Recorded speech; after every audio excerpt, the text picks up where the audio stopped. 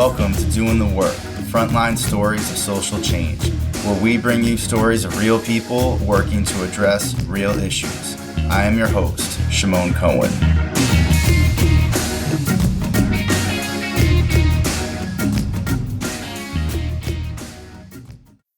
In this episode, I talk with Daniella Levine Cava, who is a Miami-Dade County Commissioner serving District 8 in Miami, Florida. We discuss Daniella's current work as a county commissioner, her social work background, including the creation of the Human Services Coalition, now Catalyst Miami, and her transition to political office. Daniella shares how her social work background helped her campaign and how she implements social work values and principles in her political work. She encourages people, especially social workers, to grow their civic muscle on a daily, weekly, and monthly basis. I hope you enjoy the conversation. Hi, Daniella. Thank you so much for coming on the podcast. So excited to have you here. And just to start out, could you let people know what you're currently doing? Absolutely. Thrilled to be with you, Shimon. Thank you very much. Well, I'm a county commissioner in Miami-Dade County. I serve District 8, which is a very large district that goes from Palmetto Bay down to Homestead and across Redland and parts of Kendall. It's a great job. I'm very proud. I was just recently reelected to serve a second and final 4-year term because of term limits. Congratulations. Thank you.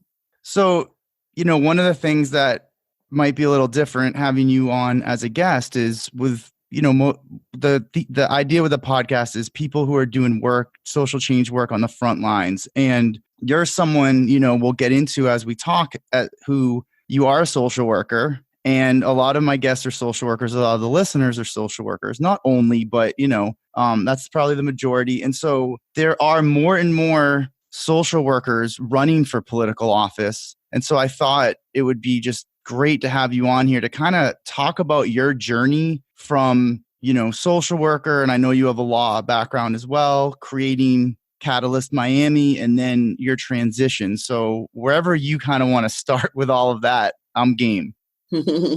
Great. Well, for me, it really started when I was a little girl, and I never wanted to be left out of any important conversation, especially one that had to do with me. There's a great phrase in the disability rights movement, nothing about me without me. And so much of what passes for social work, unfortunately, not really social work because social workers know better, but what the world calls social work is just telling people what to do. This is what you need to do. This is what you need to do. This is what's good for you. No, don't do this, do that. Well, we all know that really doesn't work to affect individual change. It's really about what people internally are prepared to do. So here's a joke that proves the point. How many social workers does it take to change a light bulb? You tell me. It doesn't matter. The light bulb has to really want to change. Right, exactly. So that's my philosophy. And I was so delighted to discover that social work values are right in keeping with that. So I went to college and started getting involved in political change. I was student council president at Yale University. My first big rally that I led was to get students access to the college budget. Was quite exciting. I had a bullhorn. I was out in the main plaza in front of the president's office, and I was leading a rally that the students had a right to know how was our money being spent. Before that, I had been involved in the first Earth Day and anti-Vietnam War protests. So I was very active in that sense. But this was my first time really exercising my personal leadership in that way. At Yale, I studied psychology, particularly children's child psychology. But then I went on to get master's in social work and my law degree. And I thought that these are complementary skill sets that will help me be a more powerful agent for change. I think it's a great story. And, I knew there was a story here. I'm sure they really loved you with that bullhorn out in the, the common area.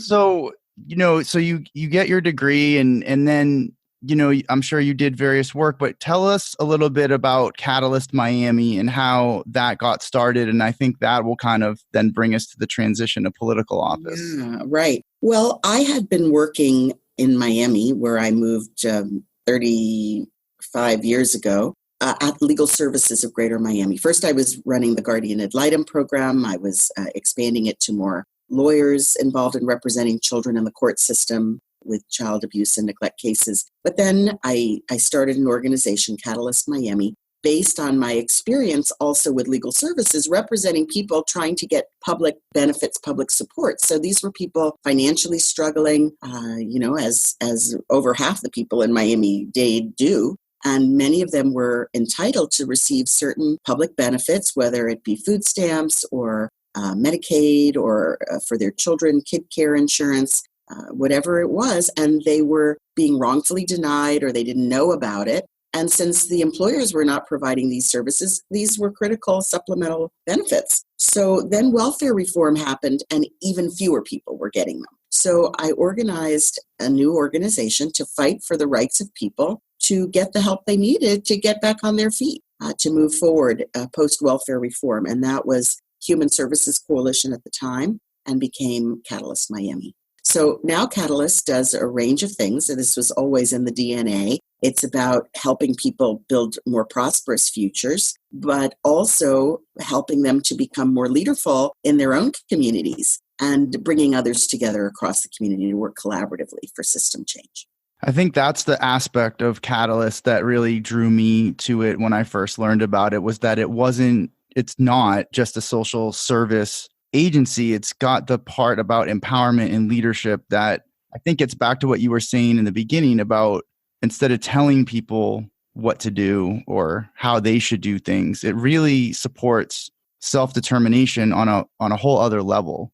Yeah, now people have to deal with their basic needs. So if you're hungry, if you're homeless, clearly you have to deal with those things. But a lot of people think, until you're secure, you can't be part of social change. And I don't believe that. I think that taking part in your own personal empowerment helps you to be a stronger agent for broader social change as well. So when we're helping people to stabilize financially, we're also letting them know what are the rules that are affecting them. And it's their experiences that can really inform policy and make things better for themselves and for others.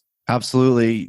People who are on the receiving end or feeling the impact of these policies are really experts in their own situation, and their voice, should carry lots of weight to lawmakers. Absolutely. And when before the Human Services Coalition was started, I chaired a committee of the League of Women Voters on social policy. We convened a meeting called the Changing Face of Human Services, and that led to the founding of the Human Services Coalition. It was all about these changes were happening, and nobody was asking the people affected what it was that they needed to get their lives on track. Nobody was turning to them, and they, of course, are the experts in how do they deal with the struggles of poverty, lack of access to healthcare, jobs, etc. So that was really the fundamental reason the organization was started, to give voice to these people and their lived expertise. And then what led to the transition to political office for you?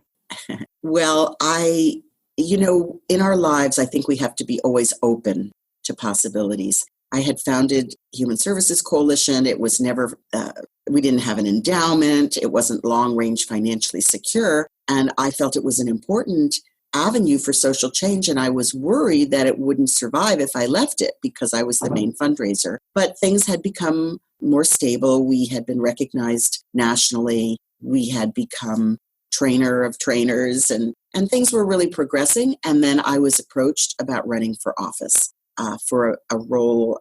Basically, the person who was in that seat didn't support workers, didn't support the environment, didn't support people of different identities, immigrants. So it was really important that someone representing the district come into play. And I was recruited and I said, yes, it's a good time for me. The organization is stable and I'm ready to take the leap and do something that will have a bigger impact. And there you go.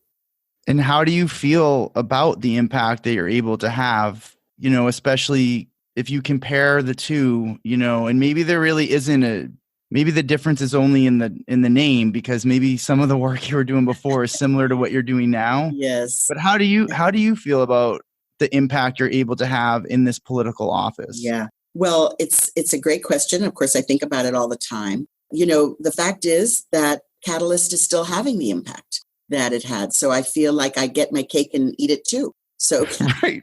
Double the Catalyst impact. is out there doing amazing things, has moved forward with all kinds of innovative approaches to building wealth, not just income wealth and engagement of leadership in the community. So I could not be more proud of having birthed that organization. And now that I'm inside an elected position, I know that I can only win bigger things when the community is behind me. So Catalyst, I need to bring up new leaders, and I need the other organizations that have emerged stronger and stronger that speak to the needs of the environment, to the needs of working people, to the needs of immigrants, etc. All of those people are now my partners in making change within elected office, within government. So we've been able to do quite a bit, yet I'm only one of 13 commissioners, so having an impact on countywide policy requires me to find 7 other votes. I can't do those changes on my own, but I continue to do service work as well, just like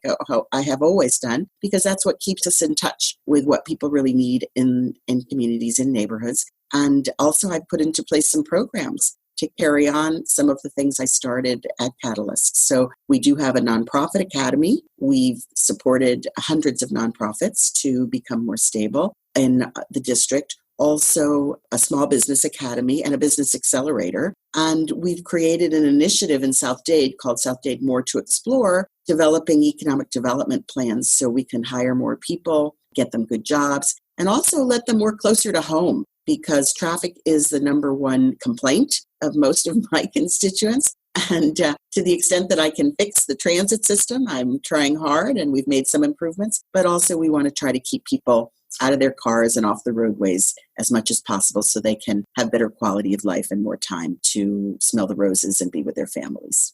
When you create these initiatives, what kind of goes into that process? Like, just for someone listening who is thinking about making this type of transition and this is what they want to do.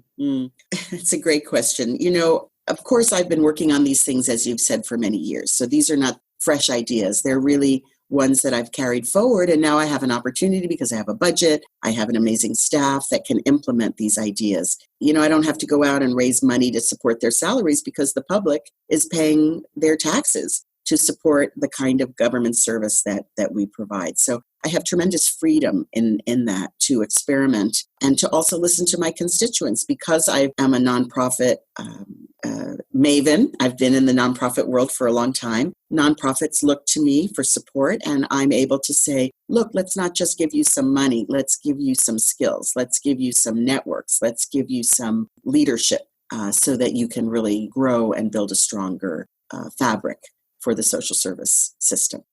I think it's great. I mean, it's to have, kind of like a nonprofit champion in political office is got to just be such a support that is lacking often in government on all levels, really, not just local government. Yeah, many of the commissioners are very attached to organizations in their communities. I think they're all really concerned about the needs of residents, and they are supportive. But really, imitation is the highest form of flattery. And one of my colleagues started his own nonprofit academy. And others do have business incubators or accelerators. So I wasn't the first, but mine is different because it really focuses on marketing and the partnerships of the businesses to get ahead. Networks, power of networks. Right. So you mentioned that, the number one issue that gets brought to your attention is traffic. And what about, what's kind of like, is there such a thing as a typical day for you that you could share what a typical day might be like as a county commissioner in Miami-Dade County? Yeah. Well, I roughly thought to say that about a third of my time is spent on legislation. So I sit on 3 committees. There's the full board meeting. I sit on the transportation board. We review zoning cases and land use cases, and we have to prepare for all of those. And those are all things that I vote on and things that affect people's lives directly. And I myself have passed several hundred pieces of legislation. So they range from all kinds of environmental issues to dealing with government accountability, transparency, public safety, many, many, many things. So a good, probably maybe as much as half of my time is dedicated to that, but I have great staff working on it. Then another big part of my day is involved in the community. So I'm attending chamber meetings and community events of all sorts with all different kinds of groups. I'm going to the 3 cities that are in my district. I'm interfacing with the mayors and the council people there.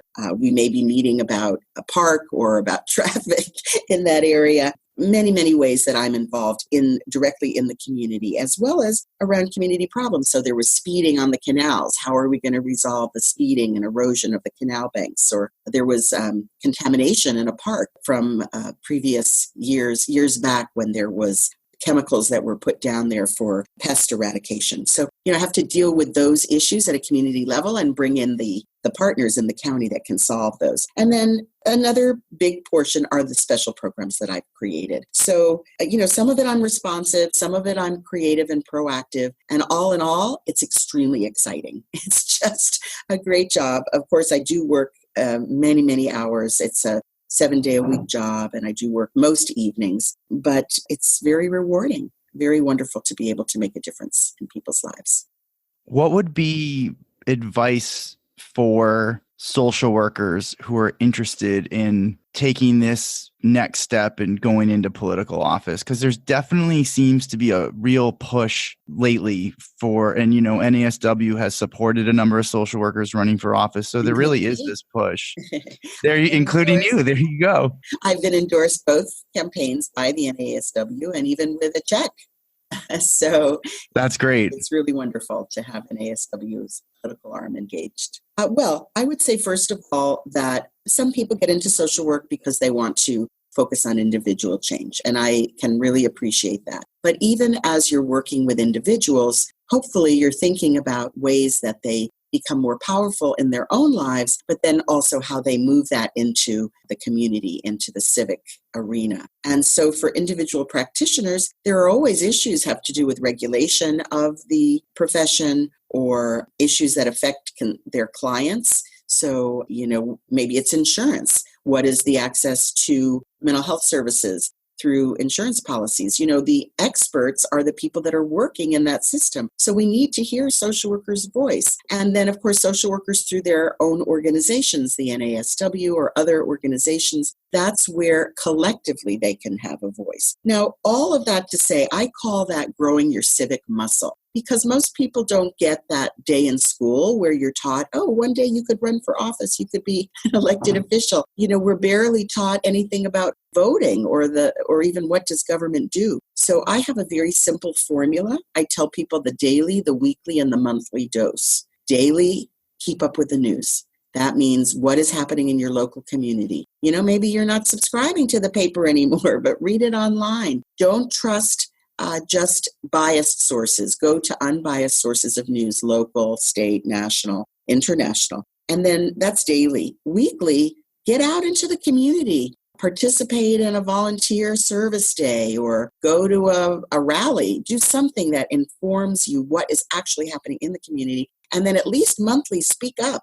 Call me and say, I'm concerned about this problem, or or write a letter to the editor, whatever it is, something that concerns you. And pretty soon, you're going to get that bug. You're going to want to do more. You're going to want to step up and be the real decision maker. Why not? We need social workers in office because they have love in their hearts. They have a compassion for people's everyday conditions. And they can really inform decisions. And also, they can be better team players. So, unfortunately, politics is not a collaborative sport a lot of the time. But social workers really know how to help get along to get to common cause.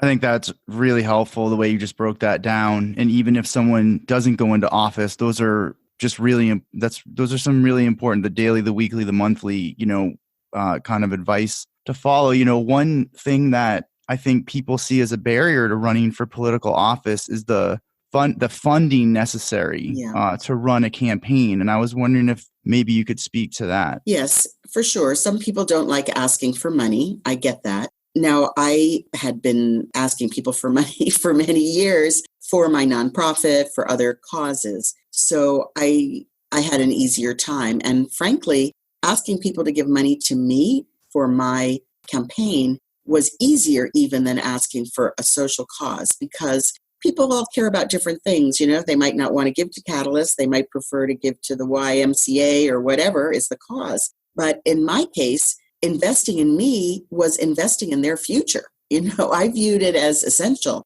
If you want somebody with my perspective to be there making decisions for you and interrelating to you from office, you need to get me elected. And you know what? That costs money. So I really didn't have any problem asking. I think if you're a social worker and you do not feel confident that you are going to make a difference in an elected role, it is going to be hard to ask for money. You have to be clear that this is something where you are the person needs to be in office, and therefore, your friends, your relatives, your neighbors, your coworkers, and then everybody else needs to step up and give you money to make it happen.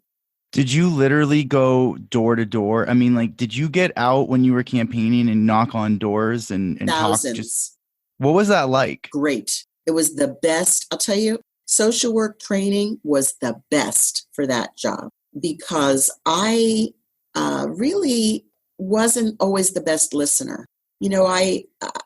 From law, you sort of make your arguments, you make your case. Social work, you're supposed to be able to listen and reflect. But I wasn't always so good with my clinical skills. And I also found it hard to sometimes focus. I had a lot of different projects, so how do I stay focused? When you go door to door, it's about them. It's not about you. If you cannot just be present to that person and make sure that you're responding, they pick it up in an instant. There's no lying at the door. So I had a very humbling, great educational experience going door to door, truly being focused, truly listening to people. And I'm sure that made the difference, because defeating an incumbent, somebody who'd been in office, was very unusual. Like 2 people in 20 years have unseated a sitting commissioner. And wow. It was my hard work door to door, as well as asking for money. There's 2 things. And my background, of course, but many things. But social workers, step up. I'm here to mentor you. We need you. I love it. What's the most challenging part of this position for you, or this work, the most challenging part of this work? Yeah. Well, I wish I had a magic wand. There's so many issues that people have, and they're so impatient sometimes that things don't get solved overnight. And people have such distrust of government. So it's a combination of that. It is hard to make change sometimes, and one has to be patient and formulate a strategy and build alliances and really have a long-range plan. And the fact that people are very impatient because they don't trust government. And so, either government solves the problem immediately, or they dismiss it. Oh, it's the same old corrupt, non-responsive government. So people don't really feel connected in a positive way. So that's been the biggest challenge, to try to turn that around and help people see that, at least for me, I'm working super hard to be responsive, to be accountable, and to do my very best to make their lives better. That's great. I know we talked about traffic, and then we talked about, kind of like what a typical day, even though there is no typical day, might look like for you. I wanted to also get back to, what are the main issues that your constituents bring to you? Well, again, people do talk about traffic a lot. Yeah. But in addition to that, all kinds of, really it is potholes, the streets that are in bad repair, or the county employee that didn't go all the way to finish a job and how to get response. And we're like social workers too in my office. And I do employ 2 MSWs in my office. Well, I'm the 3rd. Actually 4. There are 4 people on my staff that have masters in social work. And we are helping people navigate all kinds of systems every day, from affordable housing to healthcare to finding jobs. So we're dealing with all of those issues. Now, this is not what people bring me, but what I am obsessed with is the future of our water. Mm-hmm. Not only sea level rise and climate change generally, but the fact that our fresh water supply comes through the Everglades, and all the problems with the algae going east and west below Lake Okeechobee, that is all water that really should be coming south filtering through the natural system of the Everglades and recharging our aquifer, which is underground and is our source of drinking water. And I am quite involved in making sure that that water comes south, that it's clean, that we don't pollute it, that we don't allow salt to get into it. And so while most people are not thinking about this, it is a very real threat to our future. And I spend a good bit of my time on water and water quality issues. So I also am involved with animals, pets. What are we doing for our feral cats? How are we making sure to stem the tide of rabies? How to make sure that people adopt pets? How to make sure that our parks are in good repair so that our children and all ages can enjoy the parks, and protecting our natural environment in many, many ways. You've really got to become an expert in so many different areas to do what you're doing. Yes, it's really a great learning opportunity. I feel like I've gotten my PhD by now in quite a few topics. We didn't even talk about water and sewer. Just imagine wastewater, all of that. Very, very big topic. So just as we're wrapping up, I wanted to give you the opportunity to speak about, whatever you want to put out there to the listeners. Thank you so much for this really thoughtful interview. You've made me think about a few important topics myself. And the question of balance, you might want to know, and others might want to know, with the constant pressure being in this job, what is the balance? Well, of course, your family, your friends are critical. And to me, I have a new grandbaby. It's my first. That certainly gives me joy whenever I think about her, and my wonderful daughter, who is such a great mom, and my son too, my husband. All of those supports are so critical. But I also spend a lot of time in nature. So when I'm canoeing in the Everglades or rafting on a river, I'm thinking about how we protect this beauty and these assets. And ultimately, when I feel afraid or when I feel unsure, I try to remember that I am an instrument for service for good. And I try to discern what is the path that will have the most good for people and planet. So I hope that will help others when they're thinking about their future choices, and really our choices every single day. That's true for all of us.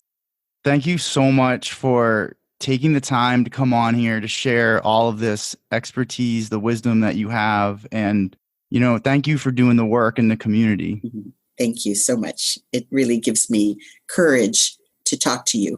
And I appreciate you very much. Thank you, Shimon. Thank you for listening to Doing the Work, Frontline Stories of Social Change. I hope you enjoyed the podcast. Please follow on Twitter and leave positive reviews on iTunes. If you're interested in being a guest or know someone who's doing great work, please get in touch. And thank you for doing real work to make this world a better place.